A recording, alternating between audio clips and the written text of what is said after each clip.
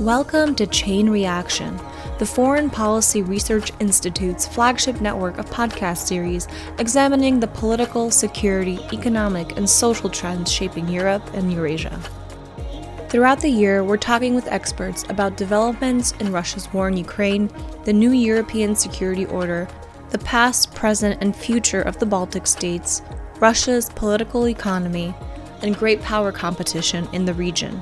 Join us each month for Bear Market Brief, Baltic Ways, Report in Short, and of course, our flagship, Chain Reaction. New episodes are available each week on Apple Podcasts, Spotify, or wherever you get your podcasts. This week on the Bear Market Brief. in case you missed it, Switzerland recently held a peace conference on Ukraine.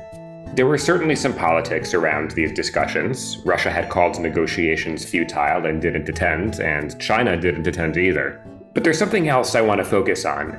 Countries including Mexico, Saudi Arabia, Brazil, and India attended, but didn't sign on to the final communique. This is part of a broader trend, and it's something I'm curious about.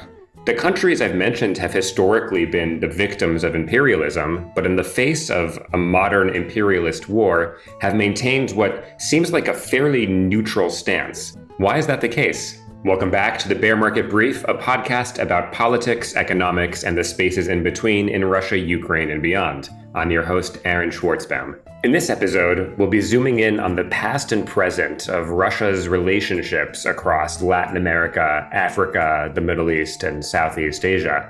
These regions are frequently referred to as the Global South, and that's where we get our title pun today. Yug is the Russian word for South. You get it? Joining us to explore this topic is Ivan Grek, who is the director of the Russia program at George Washington University's Institute for European, Russian, and Eurasian Studies. Trained in political science and history, Ivan specializes in the studies of liberal grassroots movements and ideology in Russia. His research has been published in a number of peer-reviewed political science journals, as well as US and Russian media outlets, including the Washington Post and Kommersant. Beyond political insights, Ivan had some great anecdotes during our conversation. Let's dive in. I hope you enjoy. Ivan, great to have you by the Bear Market Brief. Let's jump straight into question one. It's the traditional question one. If you could just quickly introduce yourself, your research interests, and what's keeping you busy these days. Yep. So first of all, thanks for having me. Exciting topic, exciting podcast. And my name is Ivan Grek. I am a professor of international relations at the George Washington University and director of the Russia program at the same university. Great to have you with us again. Let's start with, I think, really important question, in fact, fundamental question. We are talking about Russia's role or place, footprint, if you will, in the global south. But I think probably is worth defining that a little bit. What is the global south? I do believe that the global south is a kind of a transitional term for now, and we are yet to come up with something more accurate, a more accurate description for the country that we now consider global south. So, sometimes people draw a parallel between the non-aligned movement that emerged in the 60s, as a forum of the countries that were formally, that's an important, word here, non-aligned with neither of the blocs, and wanted to claim agency, having an institutionalized basis coming together and blah blah blah. So the very important thing to understand is that back then the world was I would use the word bipolar. Okay, so that's probably will be even a bit more accurate, right? But now we're living in a unipolar world. So when we have the countries aligned saying that we want to claim agency, they claim agency specifically from the West, right? So because we live in a Western-driven world now. So, and this is why I think that at the end of the day, we'll probably come up with the determination of the global south as non-West. In this sense, I'll just make one of examples. Turkey. Turkey is a member of NATO.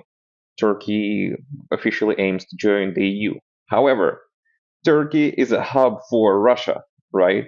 So that once Russia was banned basically to sell oil, Turkey discovered a lot of oil on its territory, believe me or not, and it's selling it.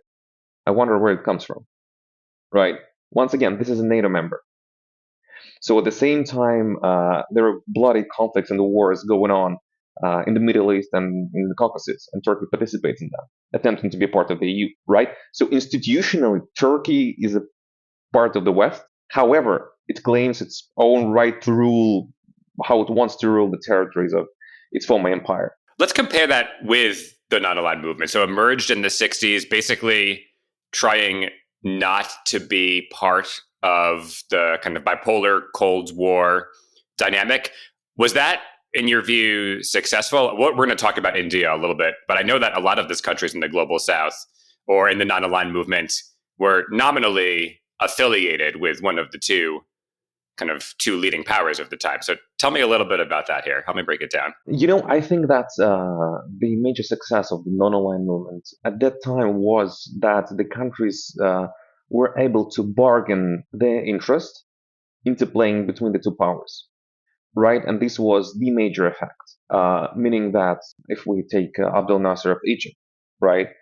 So today we're enjoying Soviet investments in Egypt, right? Then when the Soviet Union is kind of floating away, we can switch to Western supports good or whatsoever, right? So this was kind of the interplay. So while now we can see, once again, this important difference is that countries want to fully execute their vision of power and future on the territories that they consider their kind of small hemisphere. Let's put it like that. Yeah, that makes sense. Now, one of the things that some of my listeners happen to know is that I have a bit of an obsession, a collection of Soviet propaganda. It's a little bit of a pastime and hobby of mine. So familiar with this on a pretty intimate level. But how did the Soviet Union, looking back in time, position itself rhetorically, politically, vis-a-vis these countries? What was the messaging? What was the positioning there? So Soviet foreign policy in the global south, or using the terms of that day, the third world, right? It was called this way back then, was quite successful, and it even echoes, and not only for Russia and other post-Soviet countries today. So the Soviet Union aimed at spurring anti-colonial movements in those countries in three ways: mobilizing local socialist actors to fight colonialism, investing in infrastructure. Material footprint was just enormous, and providing free education and enormous exchange programs for the people. So it is very important to contextualize that the Western brutal colonialism has not fully ended by the 1960s. Let's take Belgian Congo, with its widespread sweet practices of cutting wrists of children for poor harvesting of natural rubber, right? So by 1908, Congo has been private property of King Leopold II. And the Belgian parliament converted it into a Belgian colony, so basically took the power to the state, right, to mitigate insane atrocities conducted by the Europeans there. So in the 1960s, there was a guy who fought for the independence of Congo, whose name was Patrice Lumumba, right? So he was not kind of a Soviet sympathizer. He wanted the independence, but the Soviets supported him and wanted to support this kind of leaders, right? Supporting the anti-colonial struggle and blah, blah, blah. So Patrice Lumumba claimed that he's not aligned with the Soviet Union. However, it seems that he really took some support, material support, especially from the Soviet Union. And how he ended, he was executed, cut up with a hacksaw, and dissolved into concentrated sulfuric acid with the direct involvement, now verified, of the Belgian authorities and CIA. So imagine the context, right? And then you have the Soviet Union coming there and saying, you know what, we'll provide you free education, build the roads, and blah, blah, blah, blah, blah. Right? I mean, quite impressive, especially considering that those countries did not really care about Gulag, Stalinism whatsoever. Right? There was their everyday life in which those Soviets come and give instead of the Western colonialism, right? That was there. So I can just go into facts, but let me tell you the real story that kind of resonates. So when I was a student in Washington D.C., I rented an apartment, and I just once stopped by a guy who was at the desk there. Told him something. He recognized that I have a Russian name, and he asked me about the Zhigulyovskaya beer. It's a Soviet beer that I never witnessed, right? It's like PBR for Soviet people whatsoever. And he speaks in Russian. He was like, "Hey, is it around?" I'm like, "Wait a second, what's going on here?" So the guy was from Ethiopia. He studied for free in the Soviet Union. The Soviet Union has collapsed, and he studied in Ukraine, by the way. and the Soviet Union has collapsed. And then he had to search for new jobs in life, and he moved to the United States. And I have tens of such examples around that that I personally met, and those people lived in the Soviet Union and they didn't, right? Which is also kind of quite fun. Fascinating. Okay, so I have a question. Kind of, we have to reconcile this because we have this message of liberation from, admittedly, brutal Western colonial practices. There's a great book, King Leopold's Ghost, about the Congo, which basically alleges it was a genocide at the level of kind of death and destruction inflicted by Belgium there. So we have the Soviet Union preaching this ideology of liberation and anti-colonialism, while at the same time, whether or not the term empire is correct, Soviet Union did exercise control over a large chunk of Eastern Europe and Central Asia, particularly in Eastern Europe, not really with the consent of the governed, who did not really have a say in the matter. How do we reconcile being an empire while also preaching decolonization and that liberation ideology? Yeah, you see, that's a really interesting question, because the Soviet Union had this kind of a split ideology. Because I mean, Russia has traditionally been a land-based empire. Land-based empire is when you grab a territory and introduce your institutions there and fully integrate it, right? So the territory lives according to your rules. The sea-based empire is the Great Britain or Belgium, right? You can live nice democratic life in the metropole and suffer and extract resources from the overseas colonies. So once the Soviet Union approached something in the form of a land-based empire, forget about freedoms, democracy, whatsoever. You comply. However, it was quite sluggish in imposing this kind of centric rule in remote countries that were not fully institutionally integrated. They tried to play political games. Sometimes they failed, and the major failure that was, I mean, it was in Afghanistan, right? So they decided to fix it militarily. And Brezhnev declined for 3 times, as far as I remember, right? He was persuaded to resolve it militarily, and you see what happened. It lost, right? So I would say, this probably why, the leaders of the global south back then enjoyed to work with the Soviet Union, because the Soviets could not really impose much. They were bargaining and trading with them. Was the failure to impose a stricter order, was that a question of political will or question of capacity to actually impose that? What does that come down to? You see, there is no single answer to that, because from one perspective, we can say that the Soviets did believe in the idea of socialism, communism, and that you can turn people into proletariat, and then they will. So it means that you will invest in education, technology, industrialization, and then they will join you. That what's happened in Afghanistan before the invasion, right? The Soviets came there, supported the leftists, and invested in universities and schools and industry, and it was a belief out there, right? And then they decided to fix it. Let's put it like that, militarily.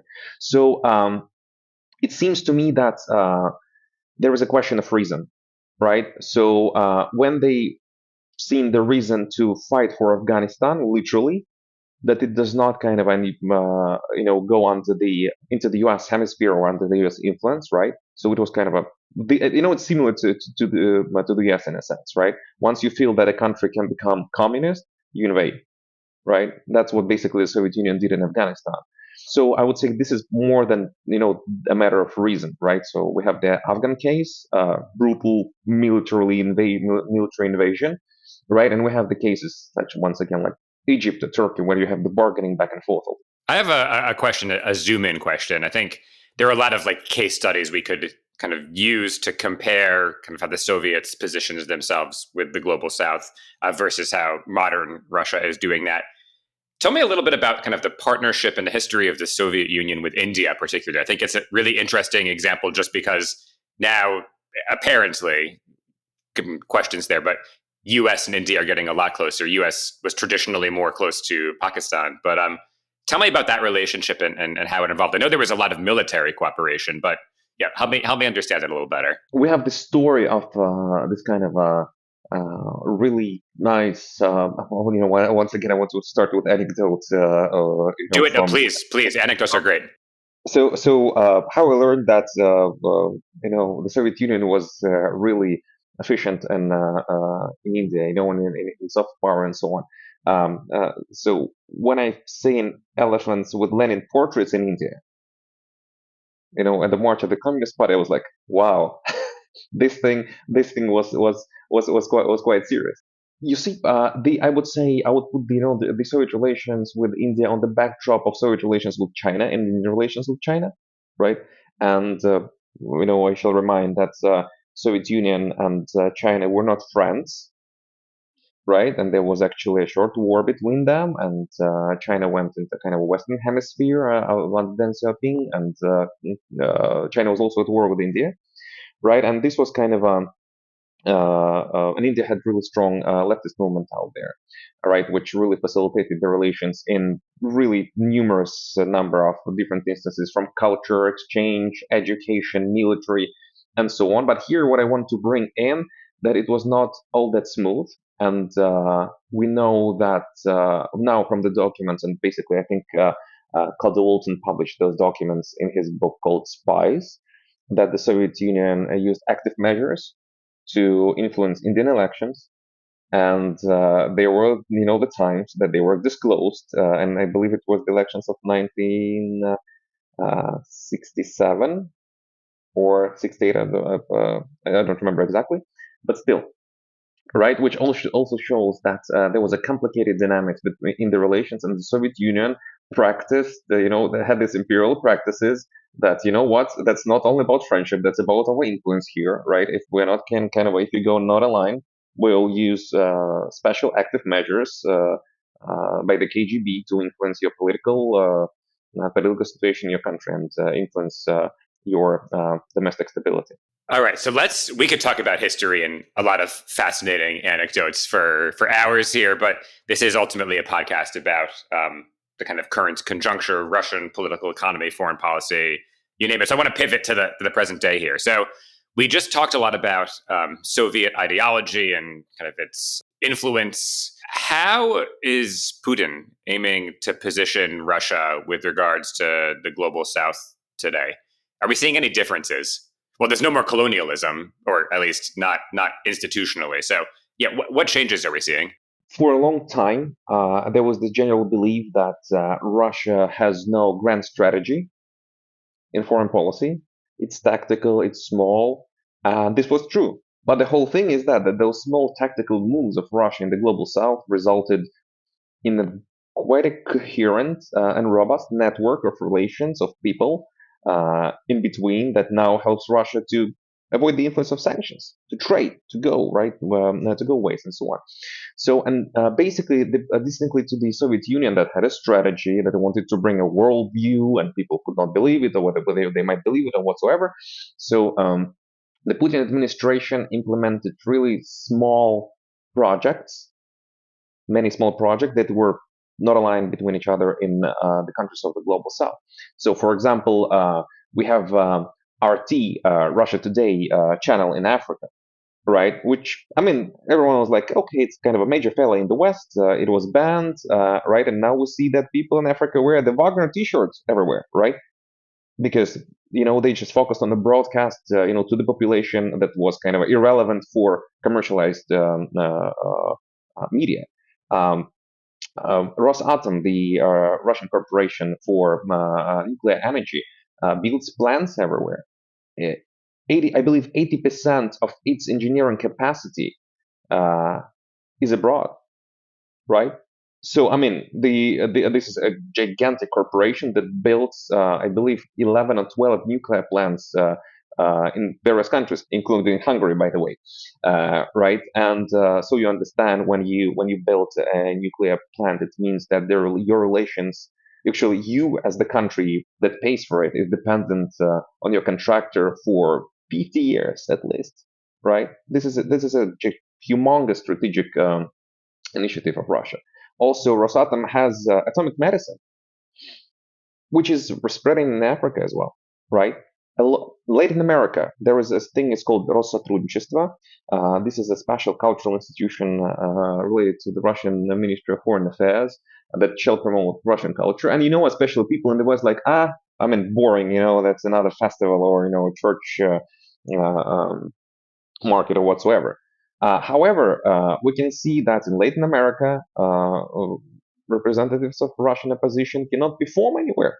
They're being banned out of clubs, banned out of universities. We see the Russian actors and singers who opposed the war and left the country being arrested in Thailand and being banned from, stand-up comedians being banned Middle East, right? That's everywhere. A lot of small tactical solutions now really kind of get together in an effective foreign policy in a global south. But this is not something like happened in the Soviet Union. And actually, another anecdote that just a couple of days ago, there was a St. Petersburg International Economic Forum, and there was a video of the Minister of Natural Resources of Sierra Leone, Matai, meeting I believe, assistant of the Minister of Natural Resources of Guinea-Bissau. They were hugging each other, speaking Russian. Why? Because they studied together in Ukraine in the Soviet Union, and it was the first time they've seen each other in 30 years. So this is the impact of Soviet policy, right? Which we can see right now in Russia, in Russian politics, right? And Russian politics is about tactics more than strategy. So a question here: when you have a Latin American leader like Lula in Brazil, in reaction to the war in Ukraine, I don't know if equivocate is the right word, but let's just use it anyway. Equivocate and say, we need to understand kind of the Western actions that have also led to this path and try to strike that balance. What is that about? Is that because he's a Latin American lefty who is just skeptical of the U.S. for understandable reasons? Is it because he wants something from Russia? What does this really boil down to? And I know this may vary country by country, leader by leader, but when we see the global South take this neutral position on Ukraine, what is that about? How are some ways we could try to understand that? We can approach in multiple ways. So let's come up with let's probably start with the most shocking one. They don't care. They sincerely don't care. And as we in Europe did not care about all the wars in Africa, in Middle East, right? And there were wars all the time. Cared no one. Come on, that's somewhere there. Now kind of in the Western world, we care about the war in Ukraine because it's in the middle of our life, right? Similarly, people in global South, they're like, really, war in Europe? We had the war like for 30 years, no one cared, right? Why shall we basically not pay much attention to it? So there was a strong emotion about it, and that they just see the unfairness that there is so much attention to Ukraine, but no one paid attention to tens of other conflicts that were going on in their regions. So there is a sentiment behind it, and I believe that is true. And second, also there is a reason and interest, right? You can buy cheap Russian resources. Look at India, right? India says no nuclear war, but no real position on Ukraine, right? They buy cheap resources for themselves, and cheap oil. Come on, the Russian economy has a problem. It has too many rupees, and Russia cannot sell them, right? They're buying them for rupees. That's kind of a dream deal. So, and in this case, they're like, you know what? You didn't care about us. Now we don't care about you, and we're just fixing our material well-being. This is really important, and this is a driver for many. I think that takes us to the end of this recording. This was a great episode. So grateful to have you by here. Thank you for joining Bear Market Brief. Thank you so much. Thanks again to Ivan and to you, listener, for joining. So what do you think? What ought the Global South do with regards to Russia's war in Ukraine? Let us know at the Twitter and or X handle at Bear Market Brief, and stay tuned for more episodes coming this summer. The Bear Market Brief podcast and BMB Russia and Eurasia are a project of the Foreign Policy Research Institute, that's FPRI, a nonpartisan think tank based in Philadelphia. For more information on this initiative and on many others, be sure to visit fpri.org. We'll catch you next time.